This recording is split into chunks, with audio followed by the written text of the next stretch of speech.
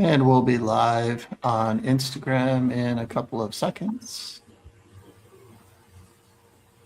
It looks like we're live.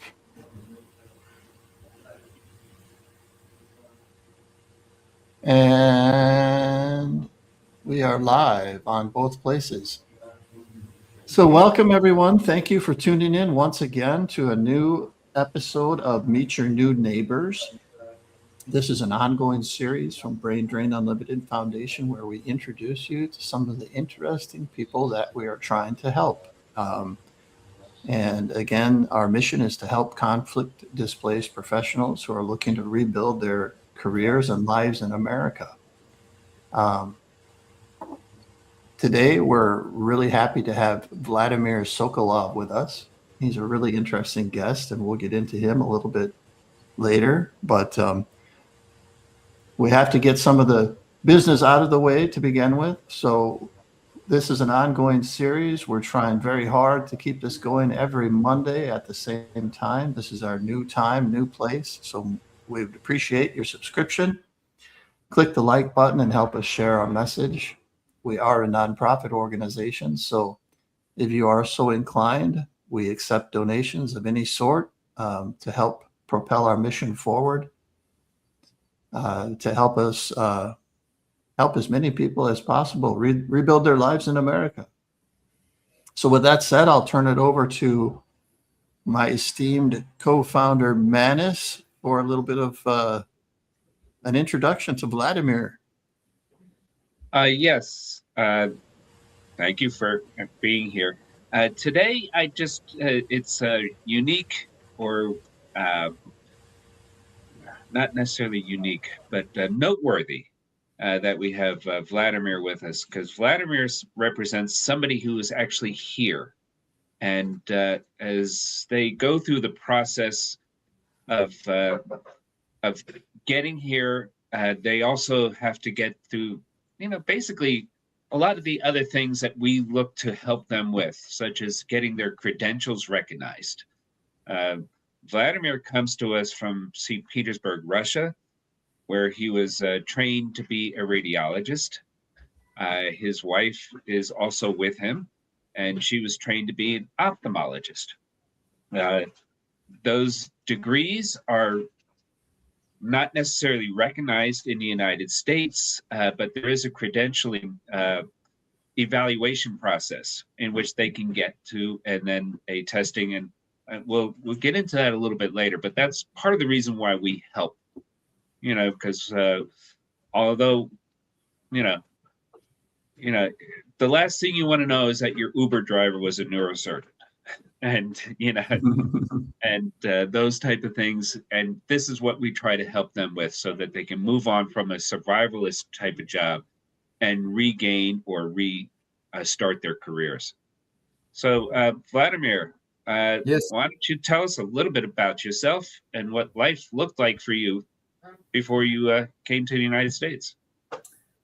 So as you mentioned, first of all, thank you for having me today. It's a big honor for me to have this interesting, I hope, conversation. I was born in St. Petersburg, which is the second biggest city of Russia. It's a really historical and cultural, we call it cultural capital of Russia. So I think I observed some culture of my country. After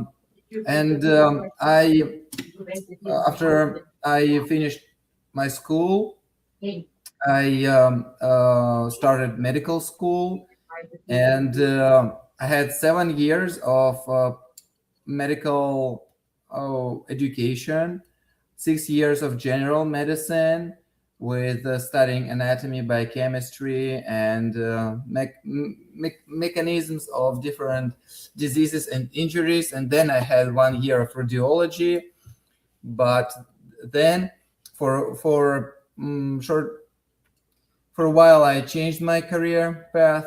And when we moved to the US, I decided to rely on my medical background, and I joined Fire Academy, and I successfully graduated. And now I work in fire department as a firefighter and medic. It wasn't easy work, of course, for me, but I'm glad that finally I reached the point where I'm pretty confident in my family's future, and I'm glad that I could give my wife opportunities to study here in order to confirm her medical degree, and she did it successfully. She passed all border medical exams, all steps that she needed to apply for residency, medical residency programs. She applied in multiple programs. She opted for more than 100 different programs, and then she got interviewed. And it's hard to believe, but today we got really great news about her career, that she was picked as a applicant, and she got residency, and she's about to start it in July. So of course we're really excited today. So I'm a little bit wound up, and I hope that our conversation will motivate lots of people to come here. And if you work hard, you'll reach the result that you want. All right.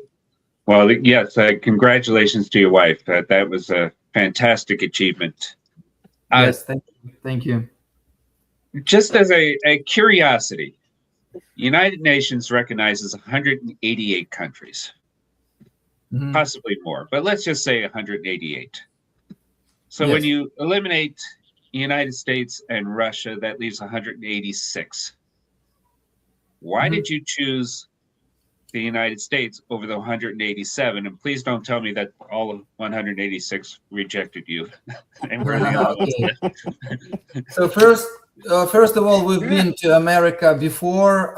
We visited America in 2012. We visited my wife's relatives who work as physicians here. So they also told us lots of stories about their path. And at that point, we were in medical school, and we kind of wanted to try to do this moving process, to start it sooner, but something went in a different way, and we stayed in Russia. But we always remembered our trip to the US, and we liked the country, we liked this history of the US, and we thought that here we have better chances to find job and some resources because of history of immigration that is related to America. And of course, my wife's relatives helped us in the very beginning. So I do not know if we hadn't have them here, if we would decided on a choice to come here. So I think for us it was very important to know that there are some people who are happy to help us, and it's not easy to start life from scratch, especially when you're like grown up with 3 kids. So we really needed somebody here to direct us. Okay. All right. So other than your relatives, did you meet anybody else that was willing to help? Oh, yes. My Instagram helped me a lot because lots of people from my followers are from America. And when we got here, I realized that I want to start our history of our family in America. And I texted to my friends, and some of them invited us to Virginia, where we're currently living, and we really like the city where we live in, and friends of friends also helped us a lot. So it was the thing that we were really um, amazed with the fact that there are so many people willing to help here. And of course, without this help, it would be much more difficult for us to move forward. Okay. Walk us through the journey itself. Obviously, uh, plane, train, automobile, donkey. How did you get here? What So was that like? yes, we left Russia in September of 2022. Then we flew to America, to New York, and we got to Connecticut, where my wife's relatives lived by that point. So we stayed with them for about 2 months, and after that, we rented a car. We packed our clothes, things that we brought from Russia, and we moved to Virginia, where our friends helped us to rent the apartment. It wasn't easy for us to rent an apartment because you do not have social security, you don't have credit score. There are little chances that you're going to be approved with any kind of housing. But we were blessed to have people who helped us with the finding and renting the apartment. So we came here, and I was an entertainer in Russia. I entertained people during social events such as weddings or and other birthday parties. So I wanted to try doing this thing, and there are some groups on Facebook where I put my information about myself. There were some people who were interested in my service, so they invited me, and I had a couple events here. But then I realized that it's so unpopular and unusual to Americans to have an entertainer during events, and I wasn't ready to start this business from scratch. So I kept thinking of entertaining, and I realized that I'm really into history of the US. I want to know more about culture, and I decided to try to become a tour guide here. And there were one organization, one company who provided ghost tours in the city where we live, and they liked me. I went through the training, and after about 2 months, I started my career as a tour guide. And then several months later, I found museum who also wanted me to become a museum educator there. And I also went through another training over there, and learned a lot about early years of American history. I learned a lot about Jamestown settlement and first steps of colonists here who came in 1607 to find gold here. So I remember how I compared myself with them. So for them to come here, it was much more difficult, and they faced lots of hardships doing this. So I can't complain when I know how people moved here before. I So think that that's really cool, Vladimir. And so, audience who are listening, American audience, here's an immigrant coming to teach us about U.S. history. oh yes, it was very I funny. think that's pretty cool. Every time I introduced myself to the public, to my to tourists who came to learn more about history, they were at first a little bit confused why a Russian guy trying to teach them about their history. But then they figured out that I am well versed in history. I'm not like true historian, of course, but I learned a lot because I really liked it. So people were really interested in and having me as a tour guide. And But you my kids became bigger, and they wanted to eat more, so I needed to earn more money. And tour guiding is not well paid job here, so I needed to find something else. And again, accidentally, I came to a fire station where one Russian woman worked, and she's working still.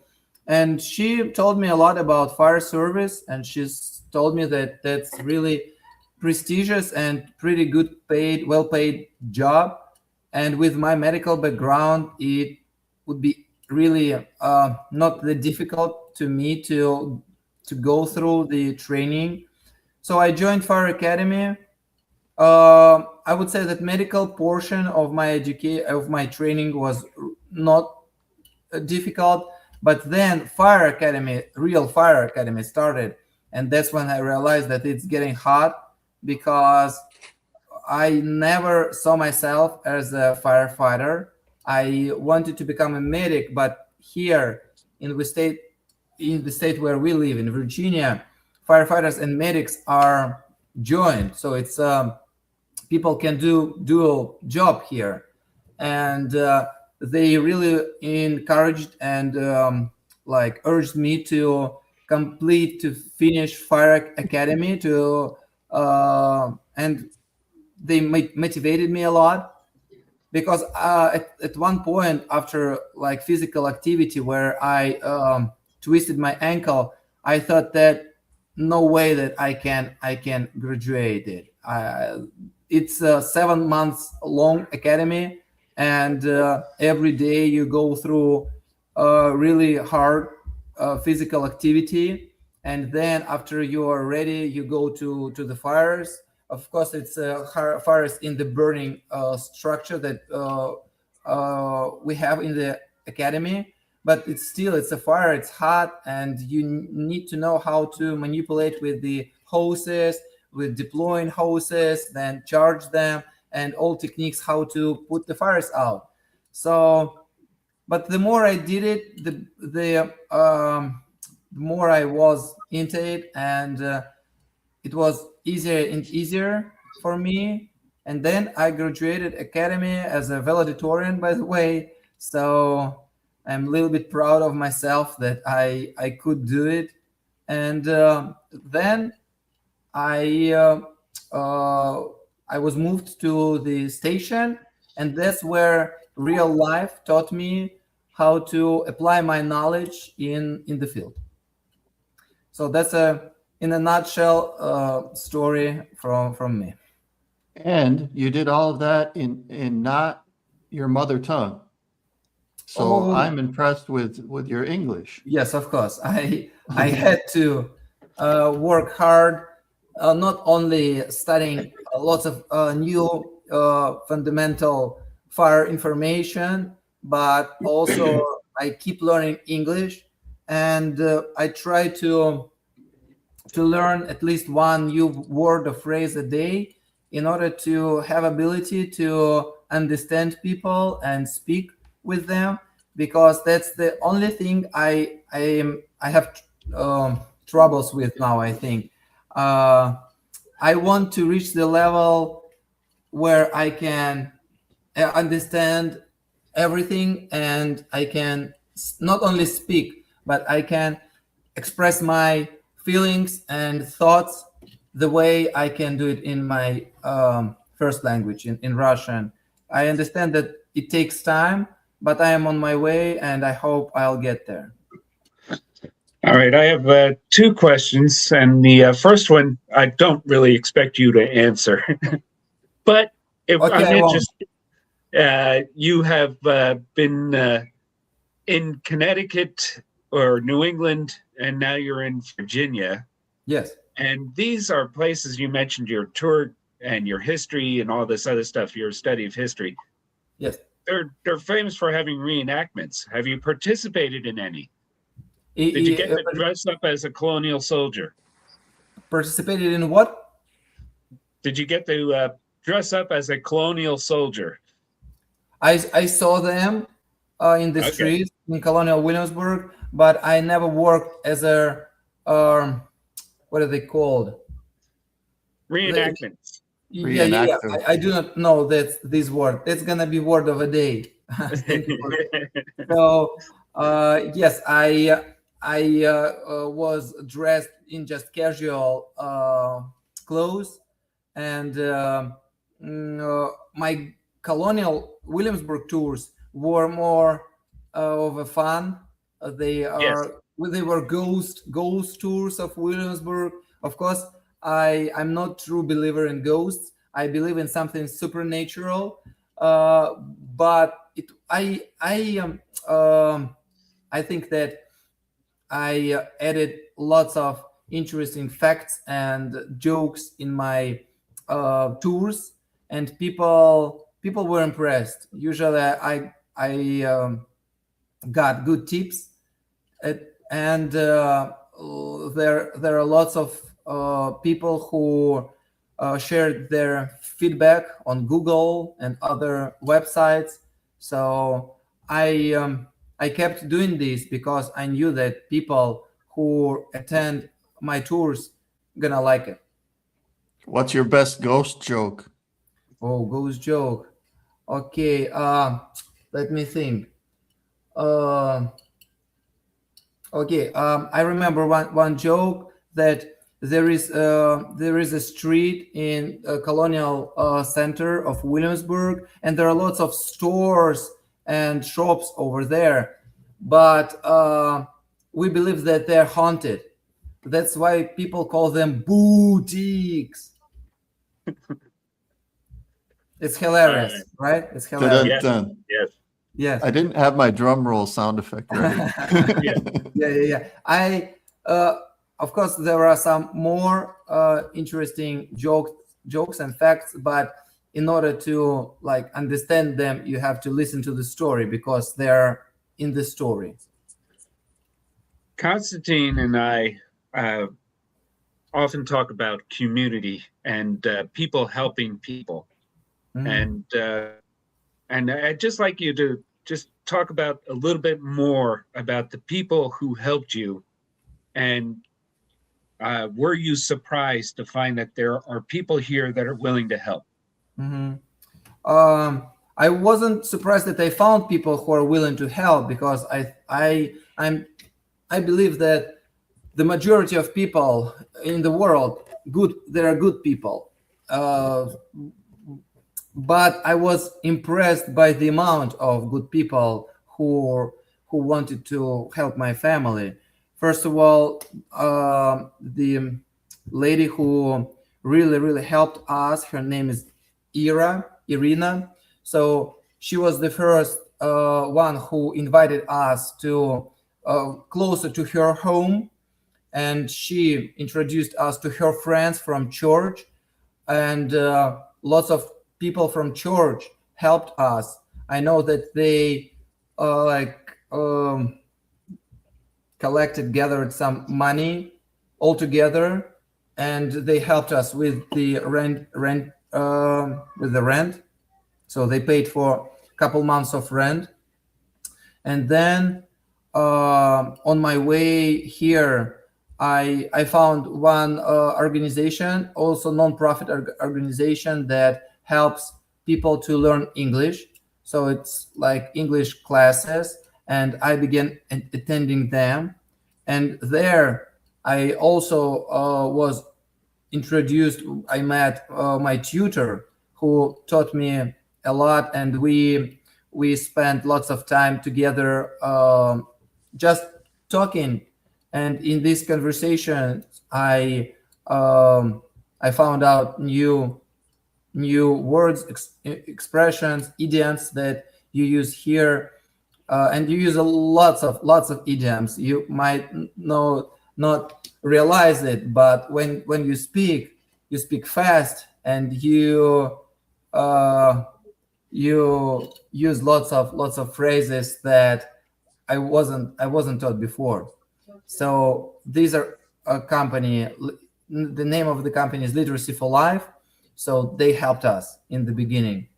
And then step by step, I went to different companies, and I think that I got lots of friends at work.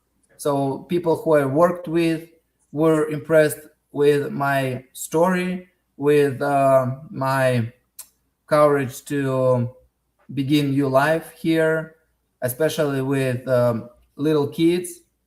And they knew that I was a little bit forced to move from Russia, and I can't count how many friends I have now. Uh, I think now I have more friends here than in Russia. Yeah. One of the thoughts that just occurred to me here was when you were in Russia, you pivoted from your medical career to pick up entertainment, because one of the things that I don't necessarily think that our American audience knows, that it's very difficult to make ends meet, to survive on what a physician earns in Russia, whereas here I don't think that's a situation that. Can you speak on that just for a little bit? Could you please repeat your question, because there were some problems with connection, and I missed like a couple of your question. The question was that when you were in Russia, still living in Russia, you started picking up work as an entertainer. Yes. And I would assume, and I recall from previous conversations, was that the amount that you earned as a physician was too small, so you picked up this work. And I just, in the United States, it seems to be reversed, that the physicians earn relatively more. Mm-hmm. Than I think that good comedians and entertainers have very, very well paid jobs here, but it's not very popular in the region where I live now. So if I lived in closer to big cities like New York or Los Angeles, I would definitely have more clients and lots of ways and chances to get a good job as an entertainer. Speaking about being a doctor, of course, here it's different medical system, different. So medications and way of treating is not that different per se, but I think the amount of attention that doctors pay to their patients are much bigger here. So I think here doctors really feel responsibility for the patient. In Russia, it's otherwise. I think not everybody cares about patients. They cares about surviving there and getting by, because, as I mentioned before,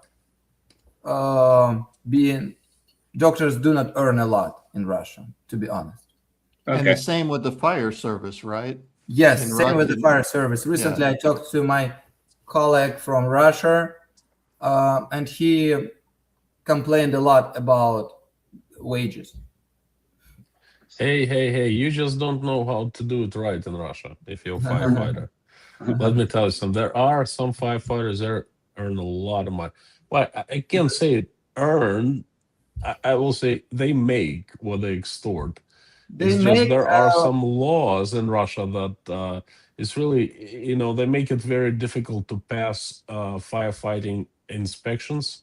Mm-hmm. And there are certain people who come to you and say, well, we can offer our services, and you pass with ease. No, I'm talking about legal way, and I know. System is different, even in Russia.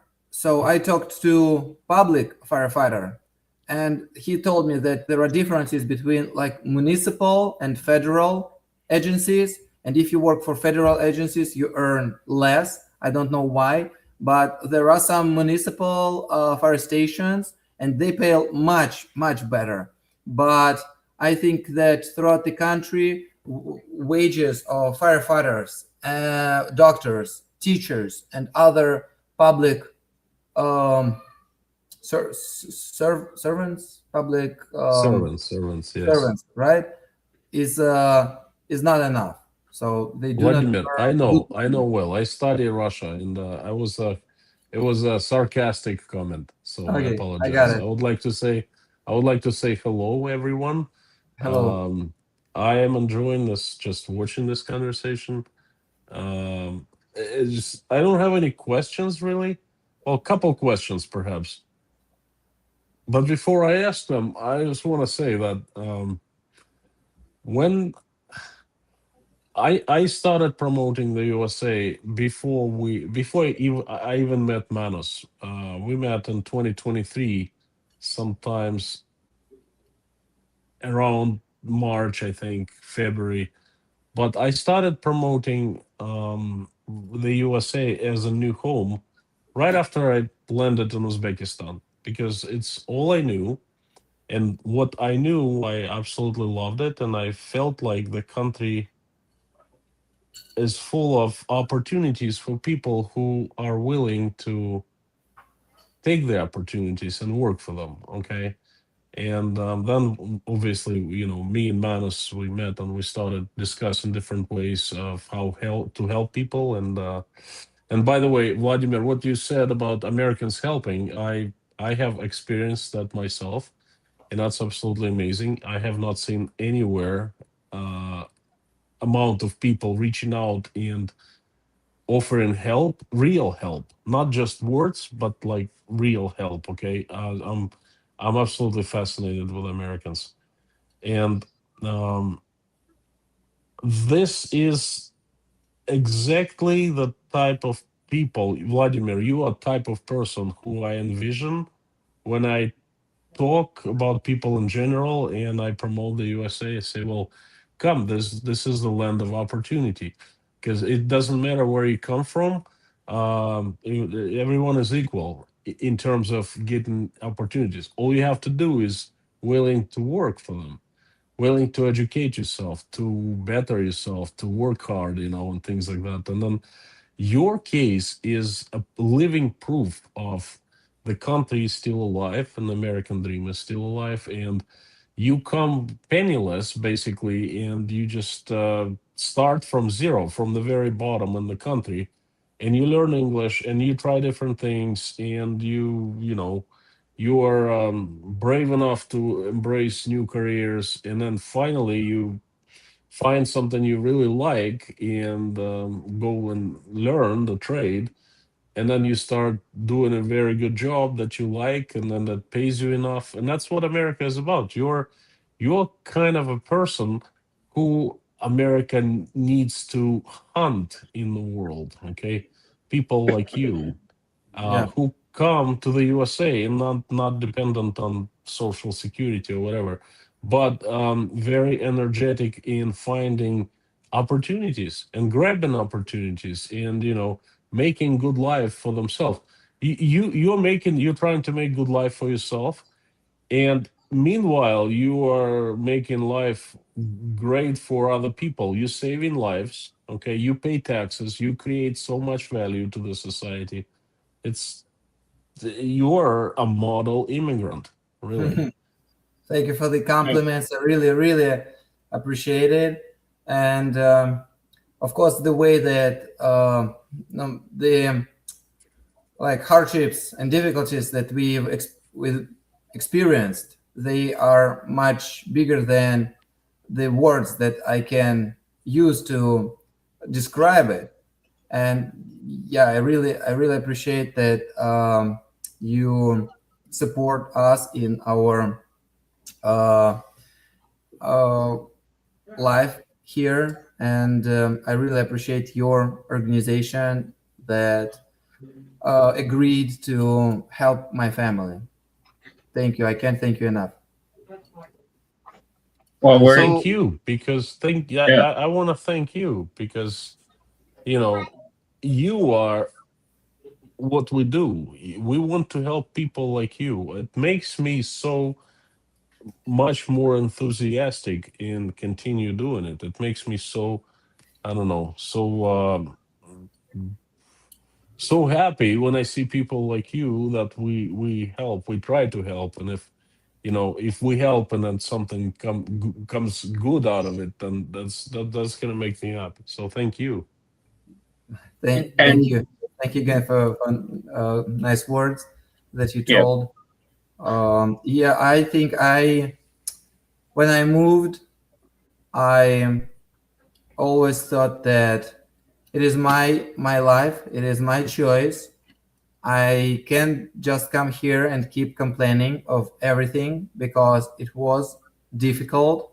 Language barrier, cultural barrier, even finding new friends, new community, new weather. Everything's new, and you like something, but with other things you're struggling. And just stop complaining. Just do what you can. Do your best. It was my motto for first years, and I still try my best to be a really good, uh, not citizen, but I think I'll come to this status neighbor. one day. you're But a yes, neighbor. be a good Yeah. neighbor, be a Yes, good friend, good guy. yes. Right? Do your best. So I what was think your biggest surprise when you got here? Oh, biggest surprise. I suppose there are lots of them. I was a little bit surprised that there are um, big there is a big difference between all states here, and some people from different states can uh, like sometimes they don't understand each other because they speak different dialects, and it's really English is really diverse. I was a little bit surprised because Russia is the biggest country in the world, but I do not think that we have same in Russia. I think people from different regions they have dialect some, but not the same way you have it here. So I was surprised by this. Um, I was badly surprised by American food. I'm not a big fan of American restaurants, to be honest.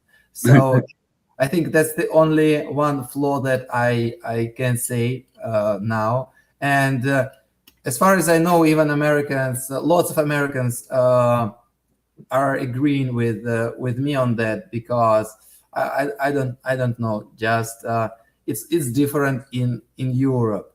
Um, I was surprised that um, people who are like elderly people can afford much more here because they worked hard the entire life and they saved their money, and now they have pension that is good enough to pay for traveling.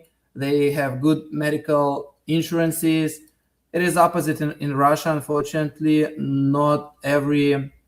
Um, not everyone can stop working even after you get to the like 60 or 65-year-old mark.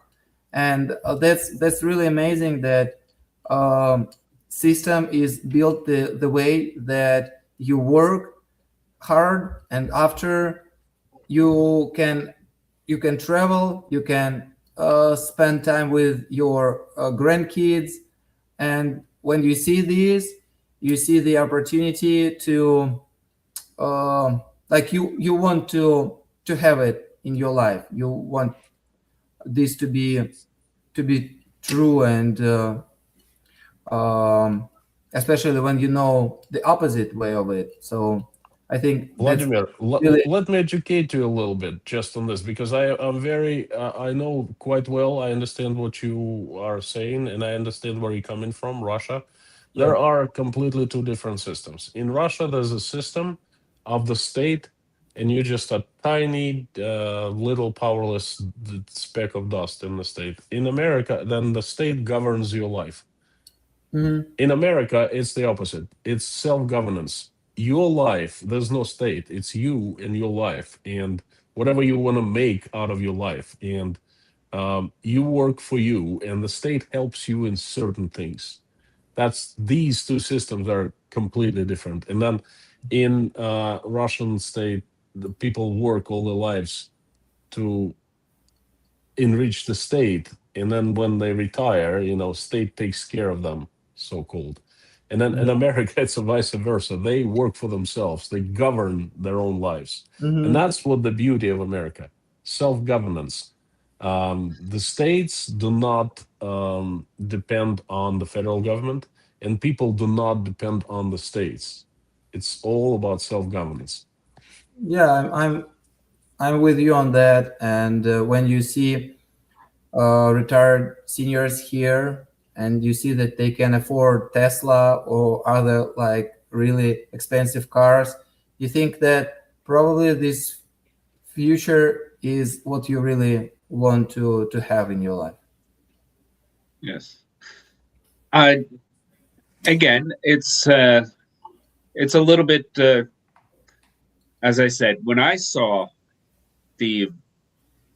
we do have some issues in the United States, and I'm not talking about politics, but basically we need young people like you to work and earn and pay taxes to keep our pensions and our health insurance going. So it's not completely altruistic on my part, although it mainly is. But it also gives you the opportunity, when you receive help, you get the opportunity to give help. And part of that giving help is to let others know what things are actually like, what the truth is. And one of the questions I wanted to ask is, what has the credentialing and licensing process been like for you and your wife? You've witnessed it with your wife. How difficult was it? How long did it take? So I didn't use any of my licenses here. So I started everything from the very beginning, but my wife did. So she's a well and fully educated medical professional who worked as a ophthalmologist in Russia. So for foreign medical professionals, there is a system in the US that allows to pass medical border exams and confirm that you are a good professional, you have good scores, and you know the material, you know the language, and after you pass all exams, you have opportunity to apply for residencies. And it also takes time because you have to compare all programs.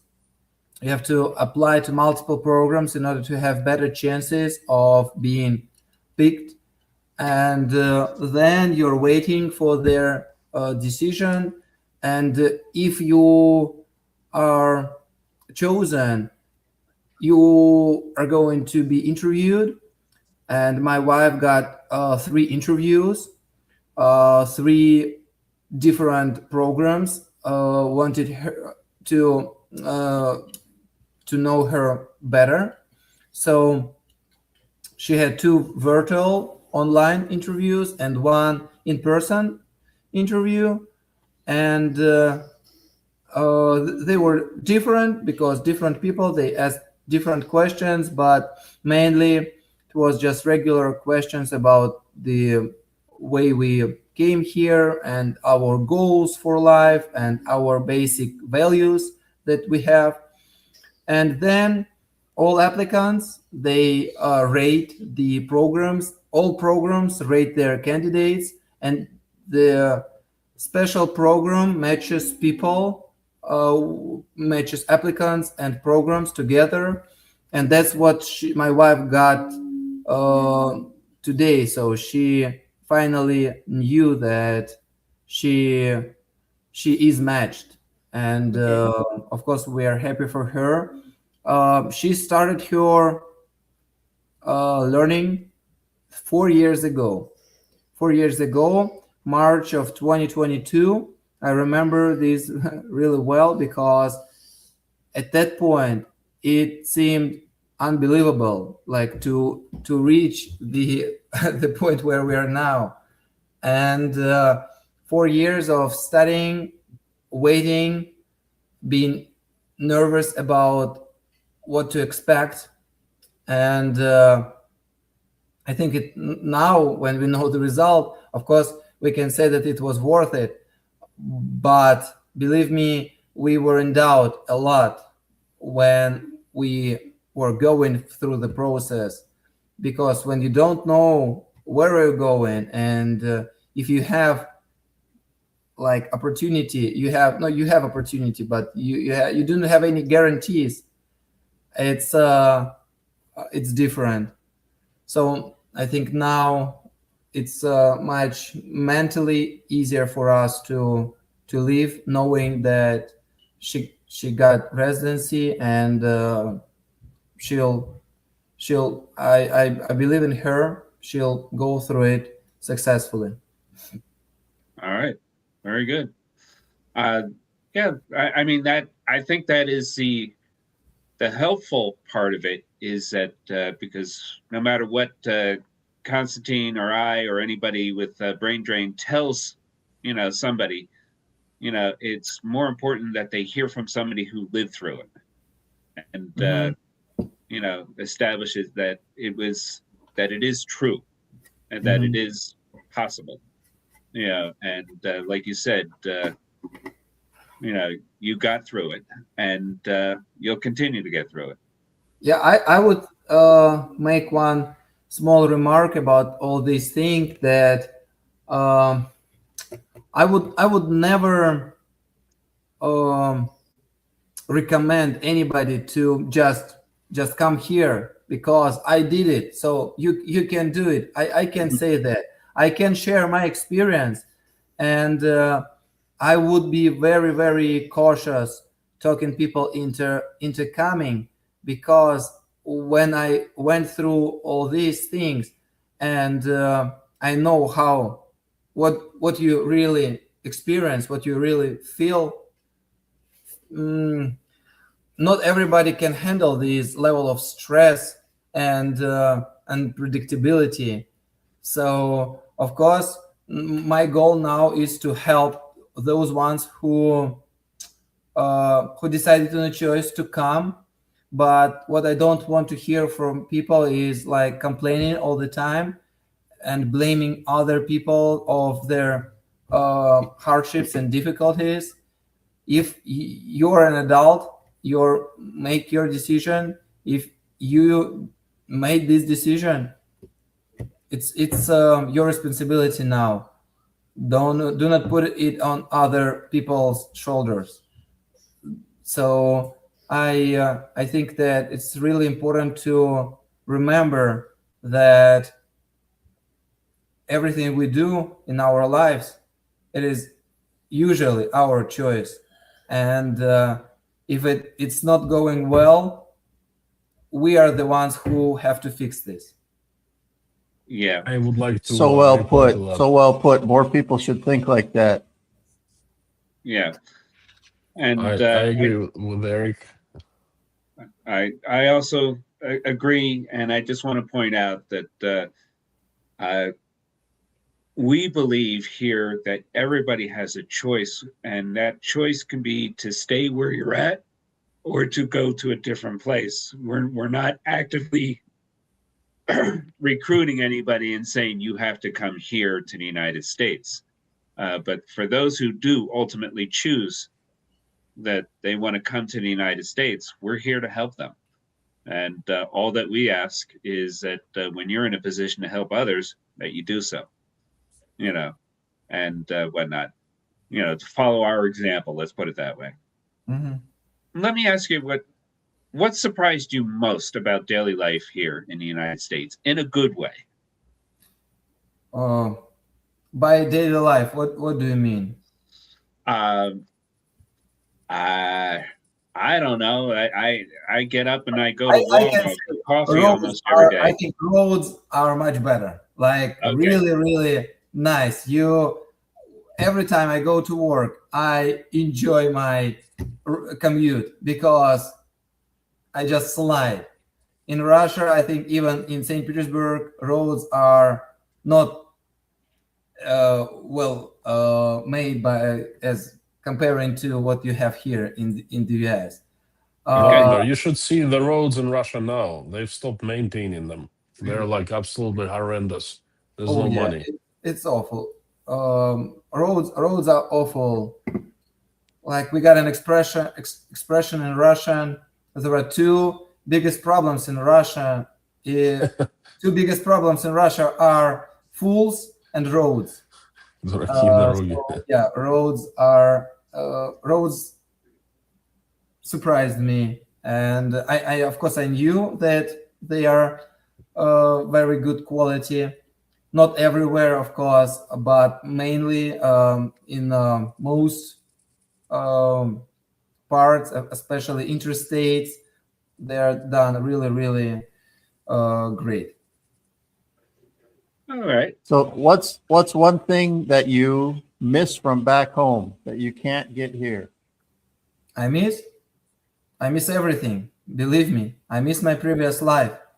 I was born and grew up there, and it was my home for the entire life till I became 32 and decided to move. But everything I had before, I miss it. I miss my country. I miss Russian as a language. I miss my previous job where when I entertained lots of people and I really liked it. I miss my friends. I miss my family, and I understand that even if I come back, our relationships are not going to be the same. I do not miss cold weather and snow and dirt that we usually had in St. Petersburg. So weather is much better here, but I think that I can't count all things that I miss. It's still traumatic for me to remember and to come back in my mind back in Russia because I uh, I I still love my country and my home city. What's your All home right. city? Where do you come from? I came from St. Petersburg.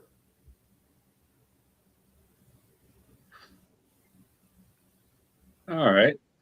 So We we do have have a a. couple of comments in the list here. I'm going to bring them. Yeah, go ahead. What is the best joke about firemen and how close the stereotypes about these guys to the real life? Frankly speaking, I do not know any stereotypes about firemen in America. If you know some, you can share with me and I'll either confirm or ignore them. Jokes about firemen, I'll try to remember anything, but I I can't nothing comes to mind right now. I can say that I am different in America than I was in Russia. So I I don't know why I just stopped being funny the way I was in Russia. Well, we You put you on the spot a little bit. cultural Humor is difficult. Huh? Humor is very difficult. What is really difficult? Humor is very difficult. Yes, humor is difficult and humor is different. And I want to find the right way to make jokes before I make them. I do not want to be, I don't want to offend anybody. I don't want to be incorrect in any political things that I'm not aware of. So I'm still trying to get used to new culture.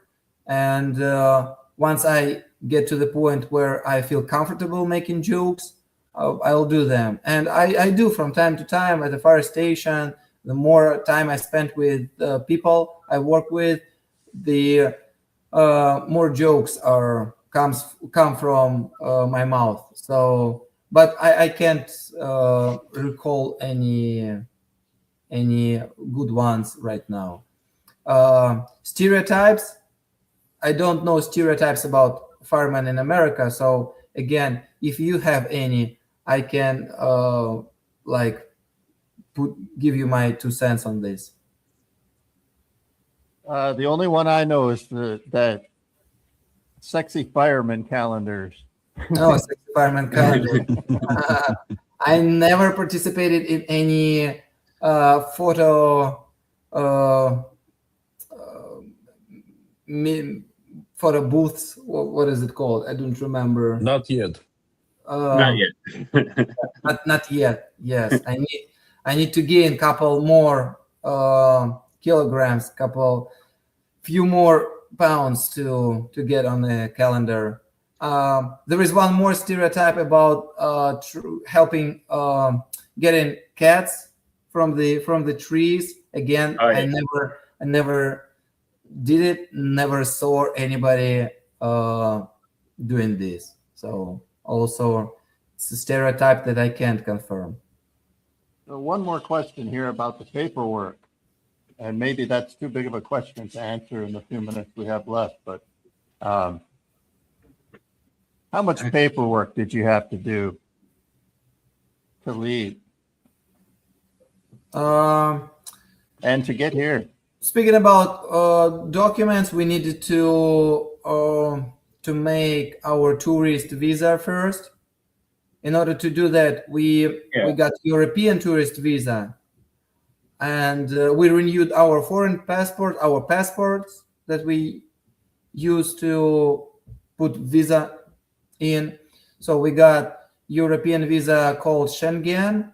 After that, in Poland, we got USA tourist visa, and we came here as a tourist, and then there were lots of paperwork here in order to get social security number, all medical insurances, rent the apartment, DMV. It's not very fast organization, so I think the level of bureaucracy here is on the same level as in Russia.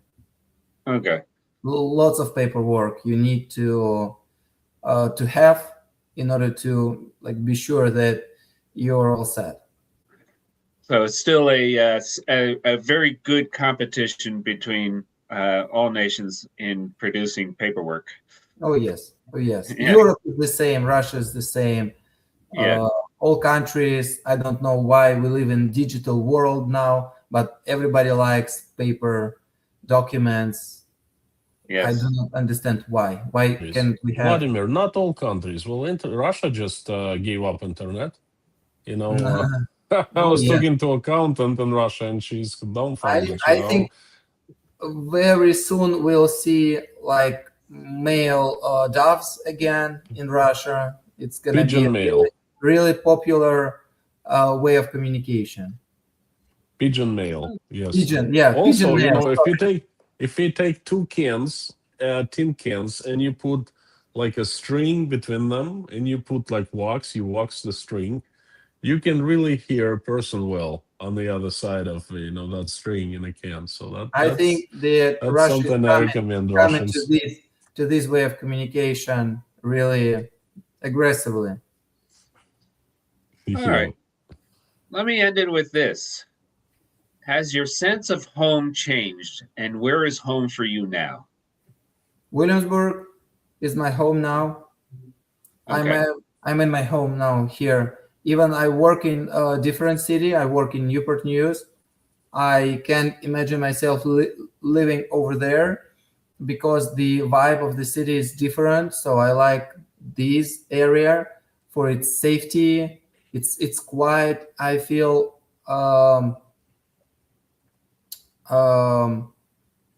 I feel that's my home here. Okay. All right. And is there anything else before we wrap this up? I would like to say a couple words. I'd say that Vladimir, I salute you, and I salute people like you. I think you are the type of people that at least I want to see in the USA, and I think that you contribute so much. You give the country more than the country gives you.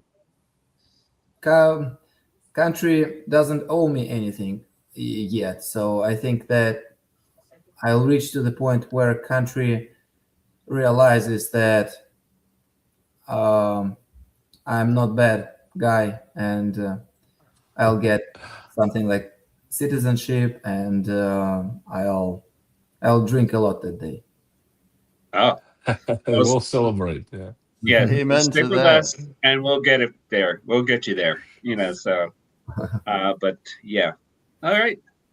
With that, Amen. Okay. then I would like to thank you for being here. I'd like to thank the audience for giving us a share, and please considering, joining us as a volunteer, joining us as a donator, and so that we can keep more people like Vladimir coming and staying and thriving. And with that, I'll wish everyone good night. Thank you again for having me. Thank you.